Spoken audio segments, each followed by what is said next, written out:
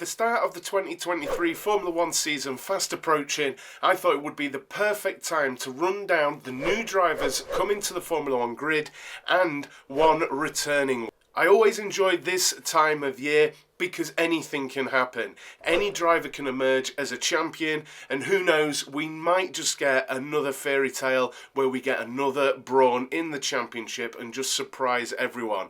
But right now, everything could be a surprise, and it's super exciting. Please do remember to like the video and subscribe to the channel. First up, we've got 21-year-old Australian driver Oscar Piastri. His entry into Formula 1 was filled with controversy. Piastri was a member of the Alpine Driver Academy, and he had signed for McLaren by the time Fernando Alonso had decided he was leaving for Aston Martin.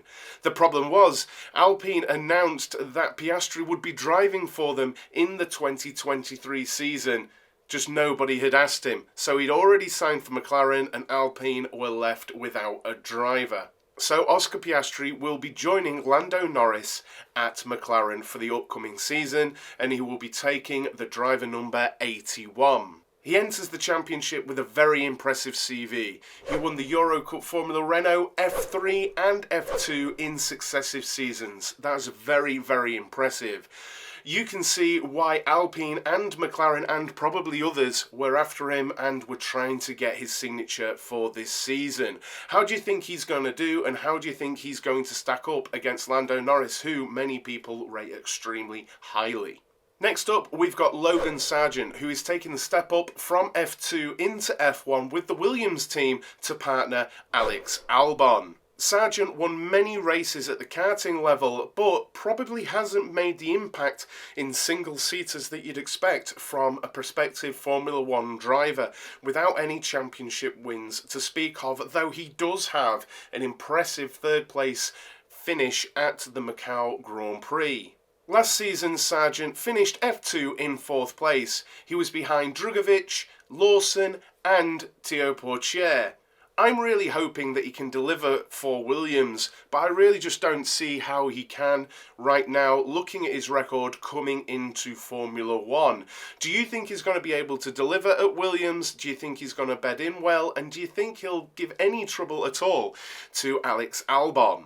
The third driver on our list is Nyck De Vries, and to put it simply, he should have been in Formula 1 years ago. The opportunity just hasn't presented itself, and luckily last year in Monza he was given the chance with Williams when Alex Albon couldn't race, and he impressed everybody who'd not seen him race previously. But let me run down some things that Nyck De Vries has done away from Formula 1. He won the Euro Cup Formula Renault Championship, beating none other than Alex Albon, who finished that championship in 3rd place. He also won the Formula Renault 2.0 series with 9 wins out of 14 rounds in a championship that included Charles Leclerc and George Russell, though to be fair to them, they were a touch younger, about 3 or 4 years younger than Nyck De Vries at that point. But he still beat them, and it's still noteworthy. After that, because of a lack of a drive in Formula 1, Nyck went over to Formula E and won that championship too. So as you can see, Nyck De Vries has won lots and lots coming into Formula 1, and for me, very much deserves a chance at a full season to see how he can perform. I think he's just going to continue impressing people. I don't think there's any doubt that the 28-year-old Dutchman is going to perform really, really well within Formula 1, and I'm really glad he's got this opportunity, but I would love to know your opinion, and have you ever seen anything of Nyck De Vries before? Finally, joining the grid, we've got Nico Hulkenberg. Some of you will know him, some of you won't know him, but he's a veteran of 181 starts within Formula 1 with various teams, with a best position finish of 7th in the championship back in 2018. I've been very, very vocal about my opinion on Nico Hulkenberg coming back into Formula 1. A few years ago, the narrative was that older drivers were keeping younger drivers off the grid and it was time for them to go. And at that time, people were talking about your Alonsos and such. I think this is one of those cases. I understand that for Haas they want a safe pair of hands, and to be fair, Hulkenberg should provide them just that. But I can't help but feel Nico Hulkenberg being on the grid keeps another Nyck De Vries off the grid.